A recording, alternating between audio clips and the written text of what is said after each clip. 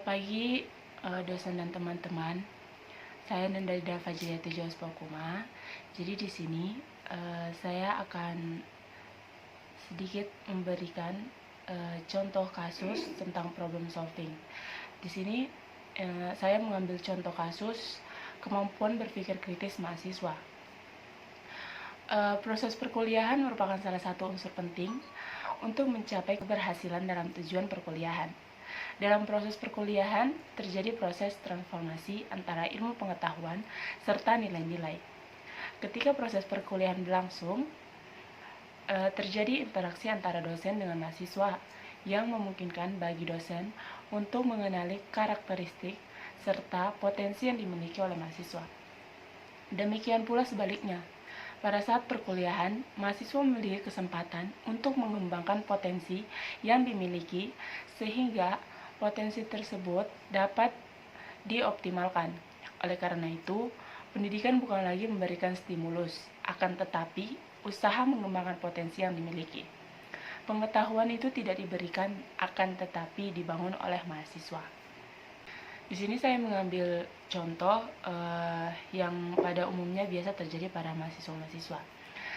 Tidak banyak mahasiswa yang mau berpartisipasi menggunakan pendapat maupun hanya sekedar bertanya tentang materi perkuliahan. Hanya beberapa mahasiswa yang aktif bertanya dan menanggapi pertanyaan dosen pada saat perkuliahan berlangsung. Permasalahan pendidikan yang dihadapi sekarang ini pada umumnya adalah rendahnya mutu pendidikan. Upaya peningkatan mutu pendidikan terus dilakukan secara sistematis dan berkelanjutan. Bentuk dari upaya peningkatan mutu pendidikan adalah dengan melakukan perubahan pemikiran dalam proses perkuliahan. Proses perkuliahan yang awalnya teacher center diubah menjadi student center. Perkuliahan yang berpusat pada mahasiswa adalah perkuliahan yang menjadi mahasiswa sebagai subjek pembelajaran. Mahasiswa dituntut aktif dalam proses perkuliahan, sedangkan dosen bertugas menyediakan fasilitas belajar bagi mahasiswa. Untuk mengatasi masalah tersebut, salah satunya adalah dengan menggunakan model pembelajaran problem solving. Problem solving adalah model pembelajaran yang cara memberikan pengertian dan menstimuluskan anak didik untuk memperhatikan, menelaah, dan berpikir tentang suatu masalah untuk selanjutnya menganalisis masalah tersebut sebagai upaya untuk memecahkan masalah. Menurut Saiful Bahri dan Aswan Zainal tahun 2006, metode pembelajaran solving atau pemecahan masalah bukan hanya sekedar metode mengajar, tetapi juga merupakan suatu metode berpikir. Sebab, dalam problem solving dapat menggunakan metode-metode lain yang dimulai dengan mencari data sampai kepada menarik kesimpulan.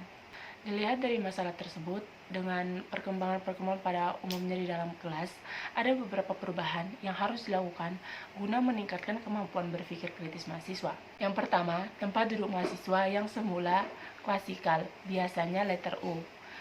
Semula perkuliahan hanya melakukan presentasi PowerPoint, diganti dengan beberapa inovasi, diantaranya adalah menampilkan video yang terkait dengan materi perkuliahan, memutarkan film yang di dalamnya terdapat permasalahan, dan pembelajaran yang selanjutnya akan dianalisis oleh mahasiswa.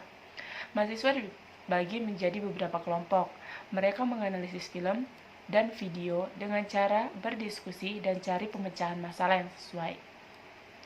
Nah, dengan melalui metode problem solving ini yang didukung dengan media yang bervariasi, nyatanya mampu membuat mahasiswa yang awalnya pasif menjadi aktif, berpendapat, dan mampu berpikir kritis untuk menyelesaikan sebuah permasalahan yang disajikan. Nah, setelah mengetahui cara penjabaran masalah tersebut, bagaimana penyelesaian masalah kompleks yang terkadang tidak dapat diidentifikasi, dimengerti, bahkan tidak dapat diselesaikan. Nah, dalam cognitive streak of problem solving, terdapat dua jenis masalah, yaitu well-defined problem, merupakan permasalahan sederhana yang teridentifikasi, dan yang kedua, ill-defined problem, merupakan permasalahan yang teridentifikasi. Meskipun demikian, dalam ill-defined problem, terdapat well-defined sub-problem yang dapat teridentifikasi. Terdapat banyak hal yang berpengaruh terhadap suatu permasalahan. Oleh karena itu, terdapat lebih dari 50 problem solving untuk menyelesaikan suatu masalah seperti analog, breakdown, hipotesis testing, research, dan masih banyak lainnya. Demikian hasil presentasi yang dapat saya sampaikan.